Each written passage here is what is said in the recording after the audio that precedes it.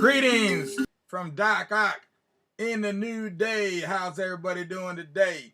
Hope y'all are doing fine in the springtime. This is Doc Ock coming at you live and direct today with news of the day. News of the day. What have we got for you today? Well. Today we're going to be moving on to a new holiday that you may not have heard about, especially if you live outside the area of the DMV, otherwise known as the DC, Maryland, Virginia area. If you're living outside that area, you may not have ever heard of Emancipation Day. But as it turns out, I just discovered a little bit ago that Emancipation Day was actually last week, Friday, the April the 16th. And we just celebrated the 159th Emancipation Day. The 160th Emancipation Day will be celebrated next year on April 16th. So mark that day down on your calendar, add a new holiday to your calendar. And in the meanwhile, we're going to go ahead and move on. You know what we need y'all to do? Go ahead and give us a like and a thumbs up, and then go ahead and subscribe to our Tubular Black Facts YouTube channel. Go ahead and subscribe. And once you've done it, if you've already done it, then what I need you to do is to spread the word to your friends and your family. Have them subscribe as well, because we're over here telling stories. We got stories for the adults. We got stories for the children. We got some stories that are for everybody in the family. So please subscribe. Keep your eye on what we're doing in this space. And right about now, we're going to go ahead and share with you another key Swahili proverb. Let's see what we got for today. Oh, here we go here. Panapofuka moshi panamoto. Now we learned moto meant fire, because we had one earlier about fire. So this is Panapofuka moshi panamoto. And that means if you see some smoke, guaranteed there's a fire somewhere around. Wherever there's smoke, there's fire. The two go together like bread and butter. Panapofuka moshi panamoto. All right, and there we have it today. That is our proverb of the day today. Panapofuka moshi panamoto. All right, and now moving right along, let's go ahead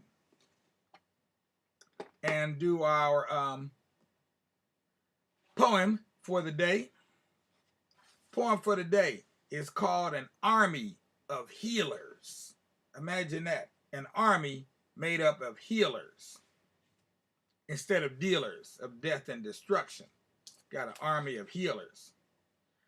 And this is again from the book, The Language of Saxophones by Brother Kamal Daoud.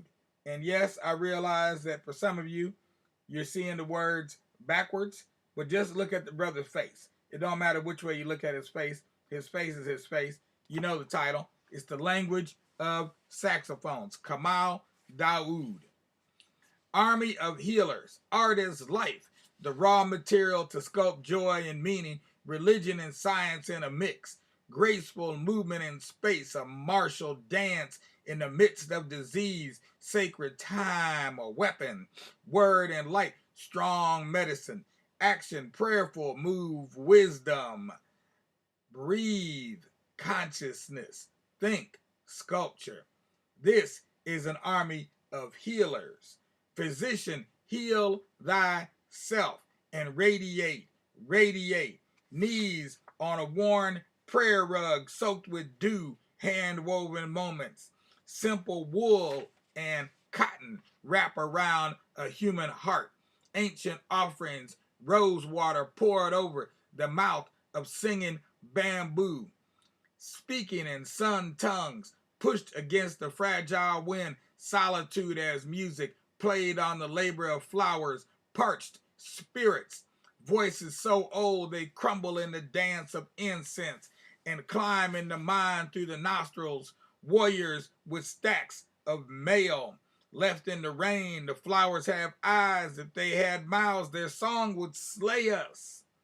They know the chains on our tongues are rusty and blue, slow suicide that stretches over a lifespan, if not freed by the courage of motion, thought kindled in the fireplace of experience unleashed, raw enough to see the flowers looking up at us with no mouth in which to slay us with song.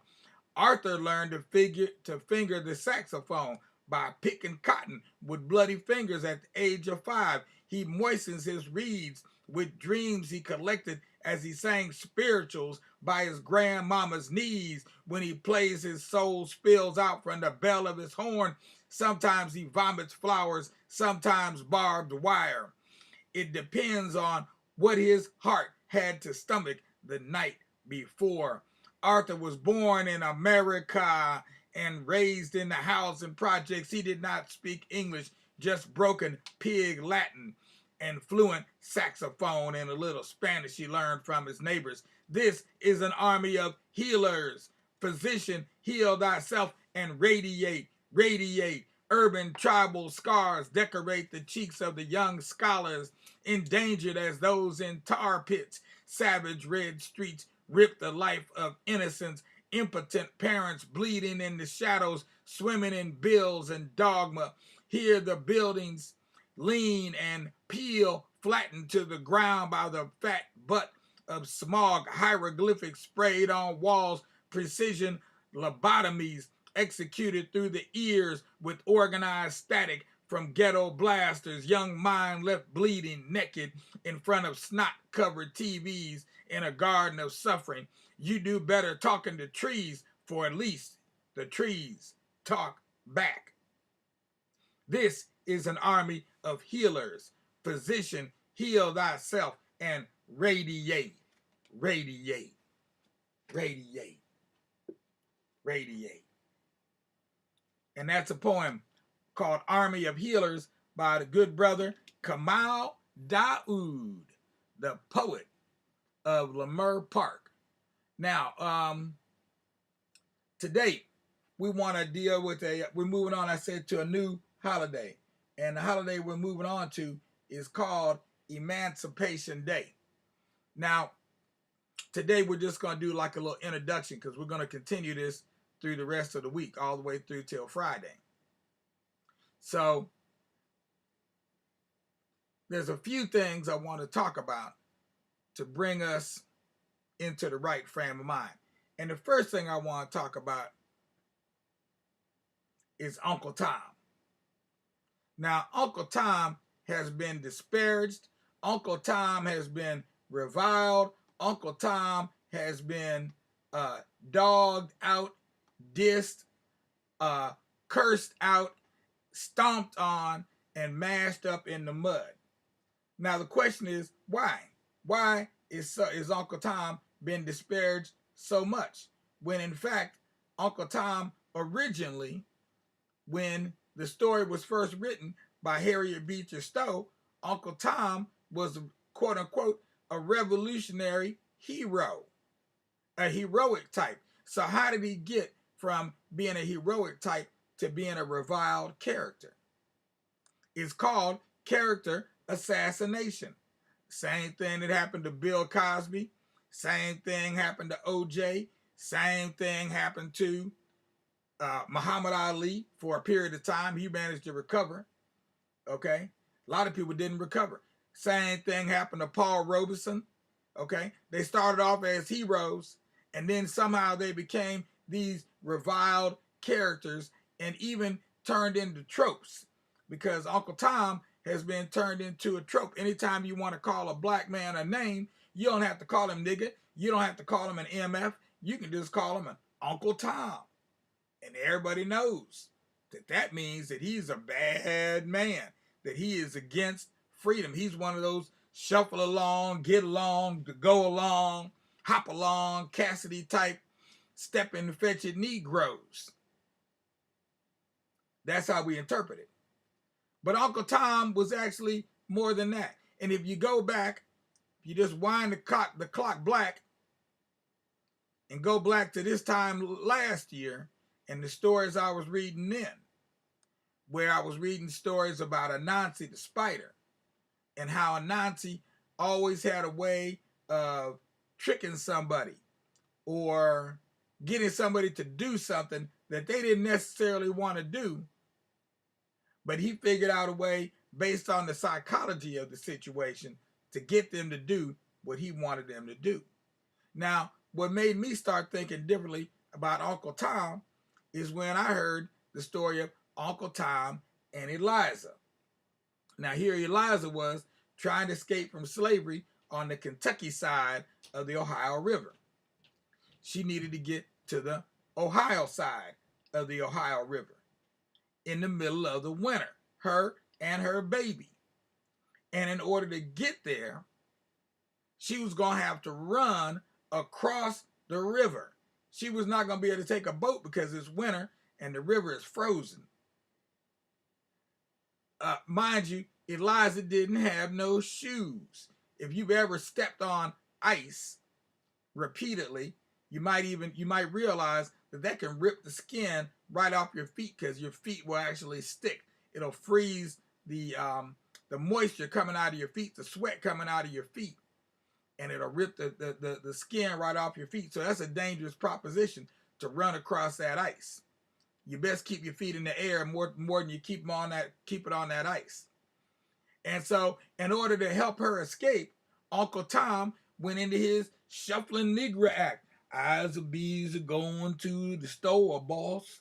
I's don't know what's going on over here. That's what he did.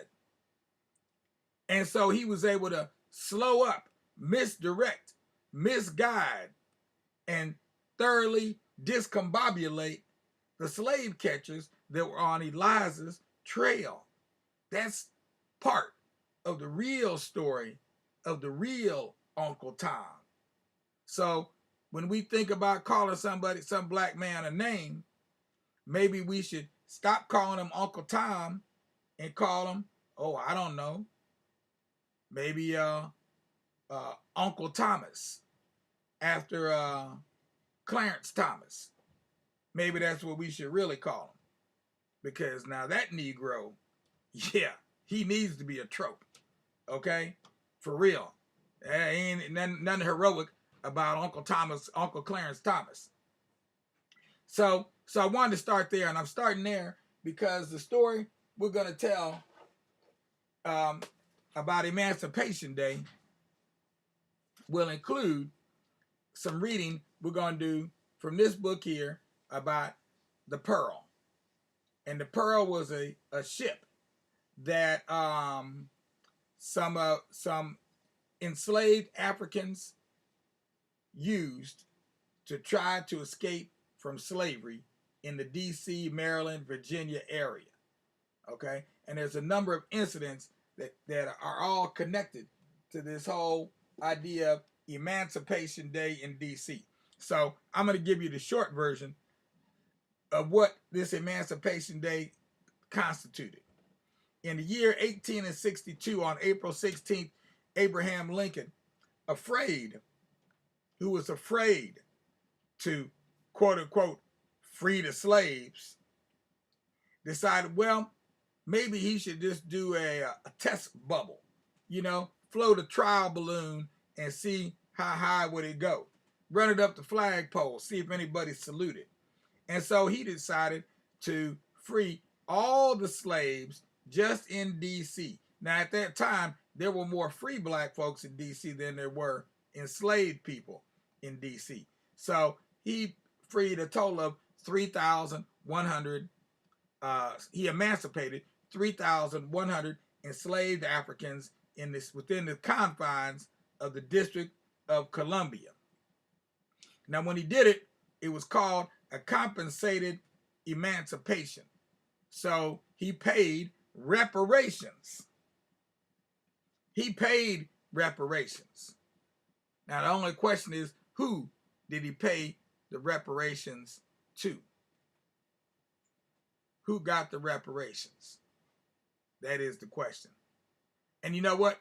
We're going to leave it right there. We're going to pick up from right there tomorrow with who got the reparations. And we'll continue telling the story of Emancipation Day in Washington, D.C. April 16th, y'all, that's the date. Put it on your calendars. April 16th, 2022. That'll be 160 years since the first government Emancipation Day. In the meantime, may peace guide your way. And may you always remember to not only have a good day, but to give us a like, a thumbs up, and subscribe to our Tubular Black Facts channel. Please do that as well, because we're here to try to dispel the smell of some of these stories that we've heard and accepted as the truth. But if half the story or more has been omitted, do we really have the truth? Exactly. The truth's out there on the loose, and we aim to capture it and bring it to you live in a cage right here in front of you. So be black here tonight.